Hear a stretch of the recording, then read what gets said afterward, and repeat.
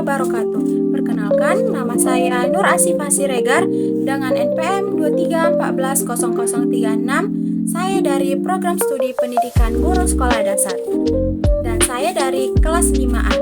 Dengan dosen pengampu Bapak Jeffrey Faizal, Magister Pendidikan. Di sini saya bertujuan ingin menyelesaikan tugas akhir ataupun tugas proyek dari mata kuliah pengembangan bahan ajar IPS di sekolah dasar.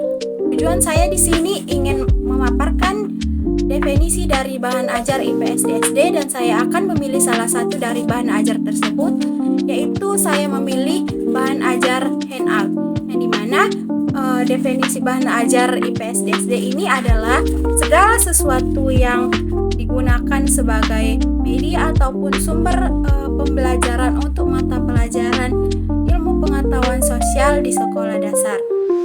Nah, yang bertujuan untuk membantu guru menyampaikan materi dan siswa memahami konsep IPS dengan lebih mudah.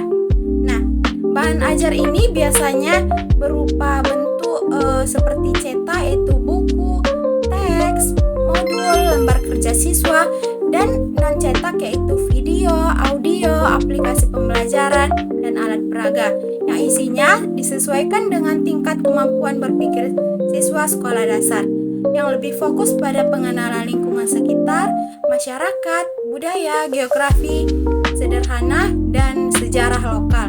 Nah, definisi dari handout adalah jenis bahan ajar yang ringkas, singkat, dan berisikan poin penting dari materi pembelajaran yang diberikan kepada siswa sekolah dasar selama proses pengajaran berlangsung. Nah, tujuan utama dari handout ini adalah membantu siswa mengikuti pembelajaran dan mencatat hal-hal penting, dan yang ketiga mengingat materi dengan lebih mudah.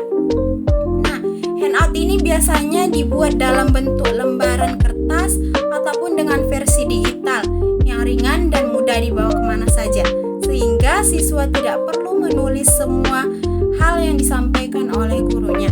Nah, isinya ini bisa berupa dengan definisi, rumus, contoh, daftar poin kunci, ataupun ringkasan materi tanpa penjelasan yang terlalu mendalam seperti yang ada di dalam buku teks. Nah, kelebihan dan kelemahan dari bahan ajar handout. Yang pertama yaitu kelebihan handout.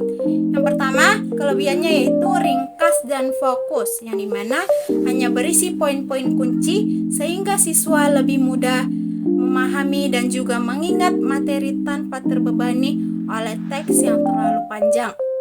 Yang kedua yaitu mudah dibawa dan disimpan di mana saja, yaitu berbentuk lembaran tipis ataupun dengan digital yang praktis dibawa ke kelas ataupun dibaca kapan saja. Nah, yang ketiga yaitu mempermudah mengikuti pembelajaran, yang dimana siswa tidak perlu menulis semua yang disampaikan oleh gurunya sehingga bisa lebih fokus untuk mendengarkan penjelasan. Nah, yang keempat, biayanya murah, yang dimana mudah dicetak dengan jumlah banyak dan tidak membutuhkan biaya produksi yang terlalu mahal. Nah, yang kelima, dapat disesuaikan, yang dimana guru bisa membuat ataupun memodifikasi handout sesuai dengan kebutuhan kelas dan juga tingkat pemahaman siswanya. Yang terakhir, kelemahan handout.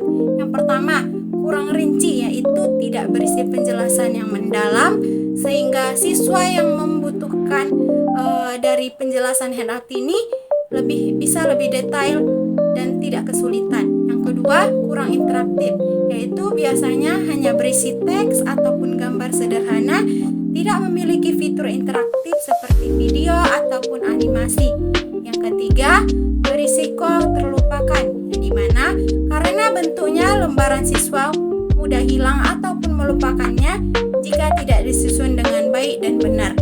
Yang keempat yaitu tidak lengkap sebagai bahan mandiri, yang dimana siswa sulit belajar mandiri hanya dengan handout tanpa bimbingan dan arahan dari gurunya ataupun buku teks pendukungnya. Nah, sekian dari pemaparan hasil materi saya ucapkan terima kasih. Wassalamualaikum warahmatullahi wabarakatuh.